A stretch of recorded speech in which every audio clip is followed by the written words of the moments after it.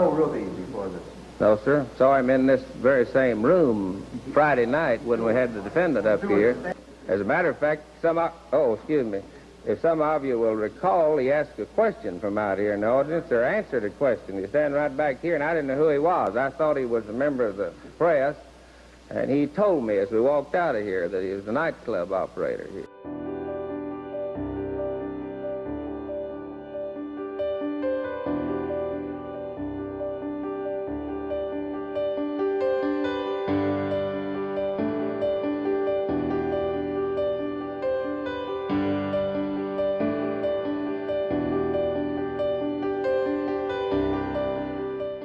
Just after I entered, there was a group of nurses and doctors standing around with a lot of concern, and Jack Ruby came up to me.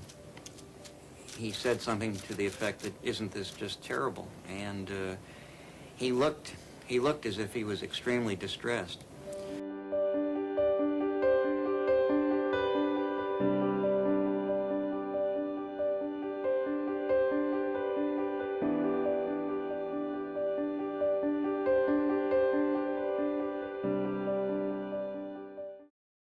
And Captain Fritz was holding the rifle up in the air, and I was standing next to Weitzman, who was standing next to Fritz, and we weren't any more than 6 or 8 inches from the rifle, and stamped right on the barrel of the rifle was 7.65 Mauser.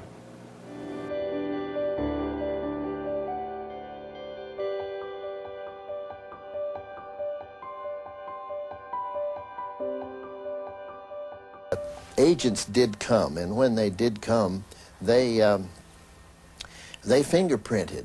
And the only reason that we knew they did, they were carrying a satchel and equipment, and asked us if they might have the preparation room to themselves. And after it was all over, we found ink on Lee Harvey's hands, showing that they had fingerprinted him and palm printed him. Now, when you heard the shots and you went out of the house, did you see a man with a gun? Yes, I did. What was he doing? Oh, he was reloading it. When I said he was reloading his gun. And how would you describe that man? Well, he's kind of chunky. Was there any other man there? Yes, there's one on the other side of the street. All I know, he told him to go. No more told him to go. Well, he waved his hand and said, go on. On. And then what happened with the man with the gun? He unloaded and reloaded.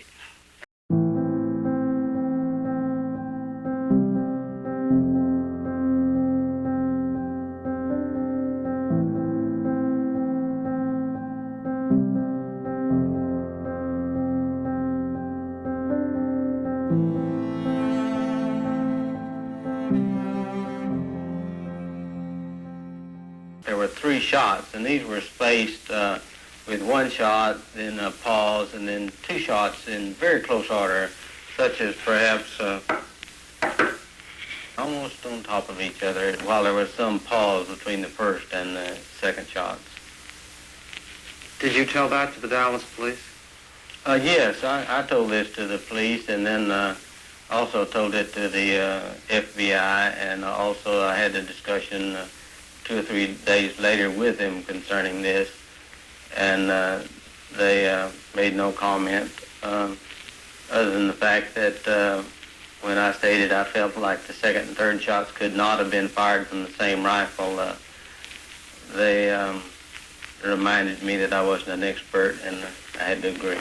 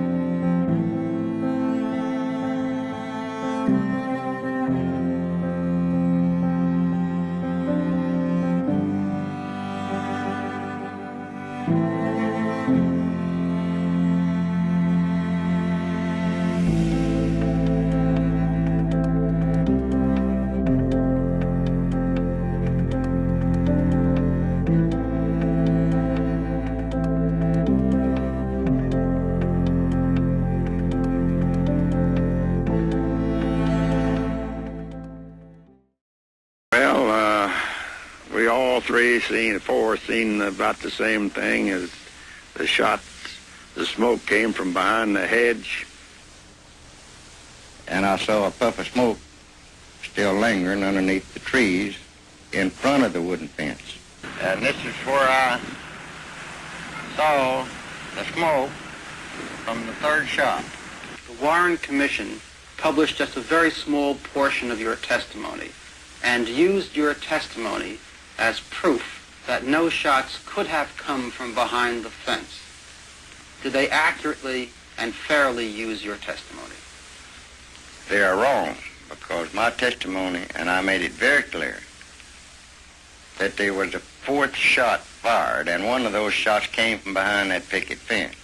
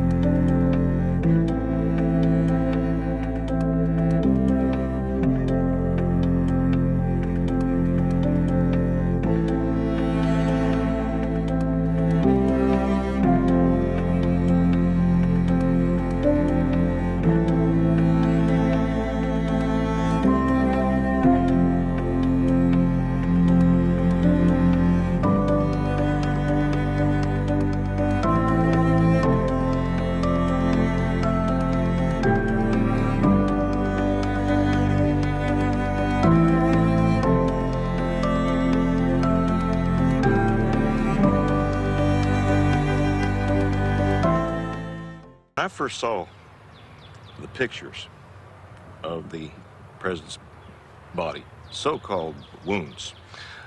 What really struck me was especially the head wound. They showed a nice little neat round bullet hole in the back of his head. Well, actually what I saw was the whole side of his head blown off. It was gone.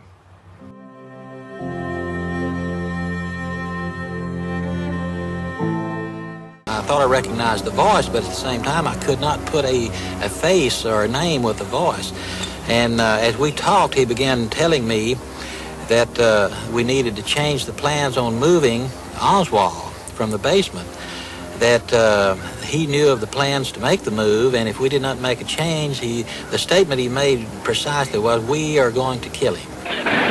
No sooner than I turned it on and they were telling that Jack Ruby had killed Oswald, then I suddenly realized, you know, knowing Jack Ruby the way I did, this was the man I was talking to on the phone last night. At that time, I put the voice with the face, and I knew within myself that Jack Ruby is the one that made that call to me the night before. And I think it was obvious because he knew me and I knew him, and he called me by name over the telephone. And seeing this and knowing what I knew and what he had said, then to me it had to be Jack Ruby.